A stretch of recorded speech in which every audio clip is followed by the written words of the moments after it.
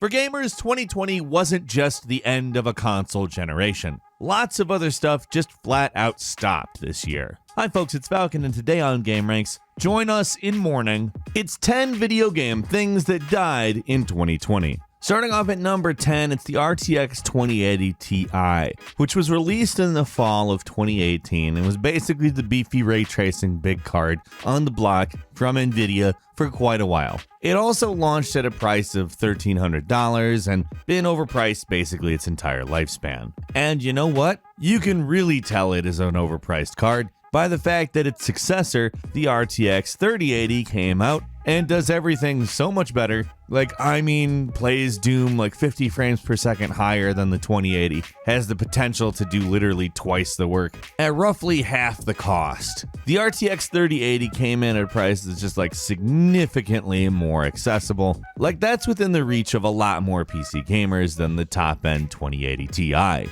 Seriously, if the best thing, a huge generational leap beyond the previous best thing, was half the price all the time, every generation, maybe I would complain a lot less about basically everything. At number 9, Innersloth, the creators of the runaway hit Among Us, had a scheduled sequel created, all brewed up, and they were working on it, and they canceled it. Not actually the worst thing that could happen. They are incorporating all of the planned content that they had done for Among Us 2 into Among Us 1, but the main reason they decided to do this was the code base for the original game was just desperately outdated, and they wanted to be able to continually update in a certain way that it just can't handle. But being Among Us became such a huge thing, they decided, actually, let's just spend the time and update the code base on the original and just keep going from there, which is, in my opinion, probably the smarter thing to do, not just marketing-wise, but just for the sake of everyone's ease of use. But just to be clear, marketing a sequel to a game that had just become a runaway hit 2 years after its original release might be a kind of difficult task to justify, given the player base for Among Us is just so high. It is literally 120,000 players an hour at times. Would you really want to move that entire player base over to another game? I wouldn't. At number 8, Marvel's Avengers isn't technically gone, but relatively speaking, ouch. The game debuted to quite a bit of fanfare. We kind of expected it to be pretty good on account of all the delays. The delays seemed to be a thing that might signify they were working on parts of the game longer that would make the game better. We've seen that story a lot lately, but it doesn't seem to be panning out, at least not in the way we'd like it to. Marvel's Avengers is probably one of the more egregious examples of such, because the game itself isn't terrible, but it's also basically that kind of Anthem games as a service game where, though the gameplay might be alright or even good in the case of this one, the game itself is just fundamentally kind of dull. It's trying to just keep you around and drag things out so you're playing longer, and it's just Anyway, the game has lost 96% of its players, so that means 4% of the people that bought it are still playing it, and it struggles reaching 1,000 players an hour, which, if you remember in the last point about Among Us, they're like hitting 120,000 players an hour at times. And they're just this tiny little itty-bitty indie game, and Marvel's Avengers is, well, Marvel's Avengers.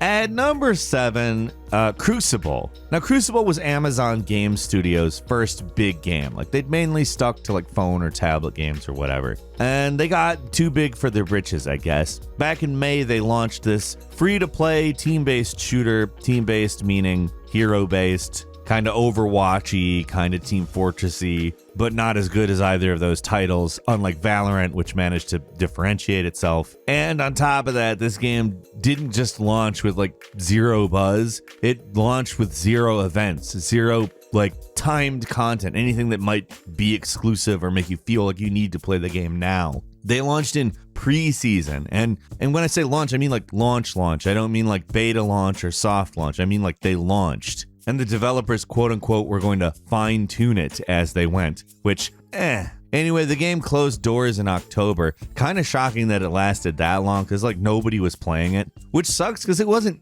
bad or anything. It just definitely wasn't worth the time. With maybe some time and love, it could have been something, but it definitely wasn't.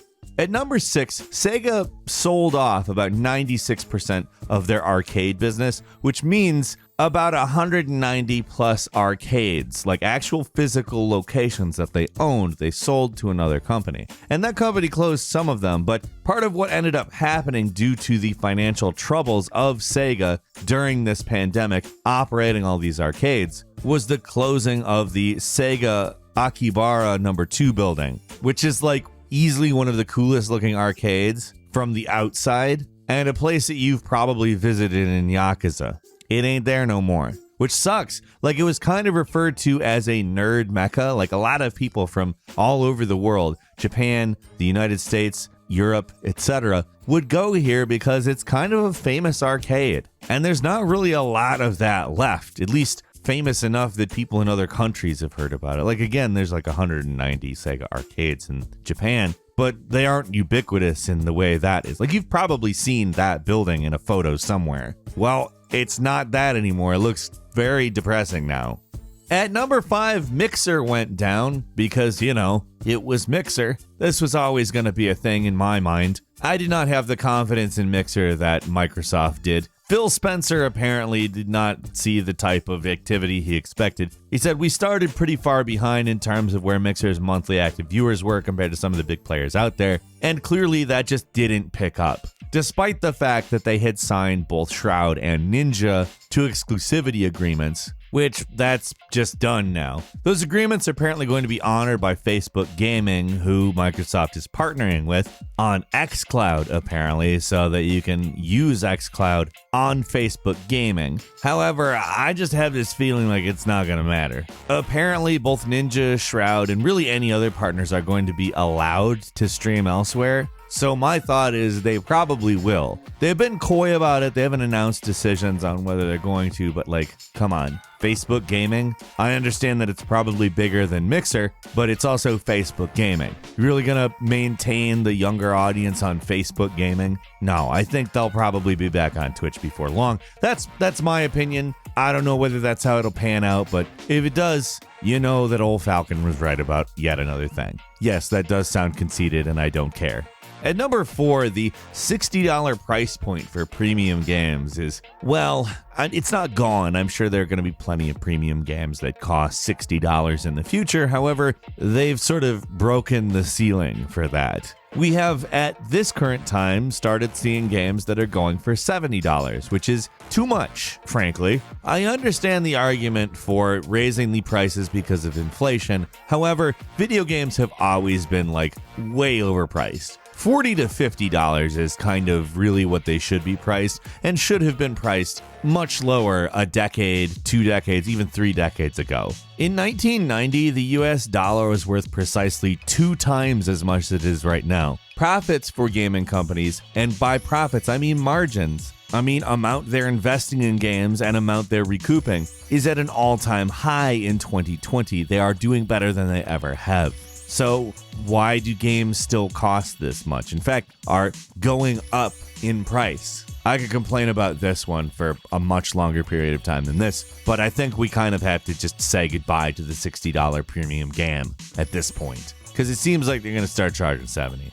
At number 3, Microsoft is closing all of their stores. Now, keep in mind they have been closed since March, because of the pandemic and everything, but they're not going to be reopening them. There are a few of them in much larger cities like New York, London, Sydney, etc., that are going to be rebranded as Microsoft Experience Centers and will primarily work as a customer service space, but they are closing the stores. And there's a few of them out there, but apparently they're reaching more people online and their customer service experience works better online as well. I've always been of the mind that these stores are kind of just like an ape of the Apple stores, and I've never really thought there's a good reason to go in them. Same goes for the Apple stores. If I can do that stuff online, why would I go into a store for it? Which is, exactly why they're probably doing what they're doing. So I think probably good move overall, at least for them. Hopefully nobody loses their job over this though, because apparently they have been using